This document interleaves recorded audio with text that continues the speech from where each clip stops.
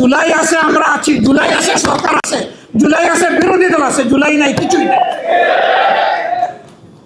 এই জুলাইয়ের বিপক্ষে অবস্থান নিয়ে সরকার পার পাবে না ইনশাআল্লাহ। গণভোটের গণরায়ের মাধ্যমে এই জুলাইয়ের আকাঙ্ক্ষা ইনশাআল্লাহ বাস্তবায়ন হবে। এর জন্য আবার জীবন দিতে হয়, দিব ইনশাআল্লাহ। কালকে এই জায়গায় দাঁড়িয়ে জুলাই শহীদ পরিবার এবং যোদ্ধাদের সাথে আমাদের একটা বৈঠক ছিল।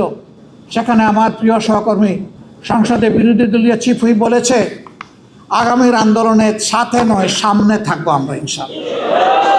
এই সারির দিকে ইঙ্গিত করে বলেছিল আমাদেরকে সামনে পাবেন। আমিও কথা দিচ্ছি, সামনে পাবেন ইনশাআল্লাহ। যতদিন সংসদের ভিতরে জাতির জন্য অধিকারের পক্ষে লড়াই করতে গিয়ে আমাদের থাকা প্রয়োজন, ততদিন থাকবো, তার বাইরে এক সেকেন্ডও নয়। যখন দেখবো আর কোনো কিছু করার নাই, তখন সেলিউট, কালু সালামা, এ সংসদ আপাতত তোমাকে সালাম দিয়ে চলে গেলাম।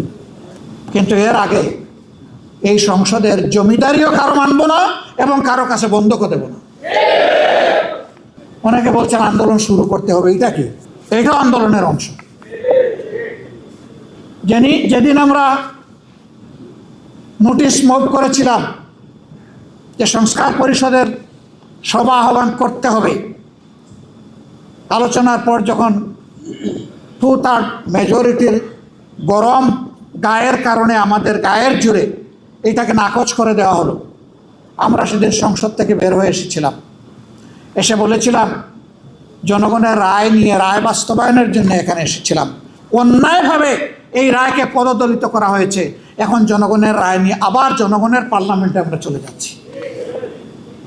এরপরে আপনারা দেখেছেন এর প্রতিবাদে বিক্ষোভ সভা হয়েছে, মিছিল হয়েছে, সারা দেশে এখন আন্দোলন চলছে। শুরু হবে কি? শুরু তো হয়েই গেছে। এখন তিলে তিলে সেই আন্দোলনকে সফলতার দিকে নিয়ে যেতে হবে ইনশাআল্লাহ।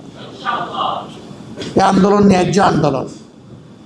এই আন্দোলন কোনো সুবিধাবাদী আন্দোলন নয়, ক্ষমতার হালুয়া রুটির ভাগ বাটোয়ারার জন্য নয়।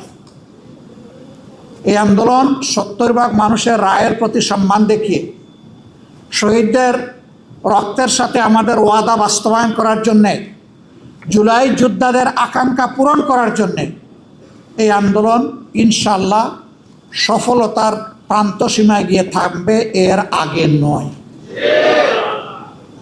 এবং সেই আন্দোলনের সফলতা নিয়েই আমরা গড়ে ফিরব। আপনারা শুধু পাশে থাকবেন। দেশবাসী, এই আন্দোলন আমার জন্যে, আপনাদের জন্য, সবার জন্য। আমরা আমাদের সন্তানদেরকে কারো গোলাম বানাতে চাই না এবং কারো পারিবারিক রাজতন্ত্র বাংলাদেশে চলবে জাতির উপর ফ্যাসিজম হিসাবে, তাও আমরা বরদাস্ত করব না।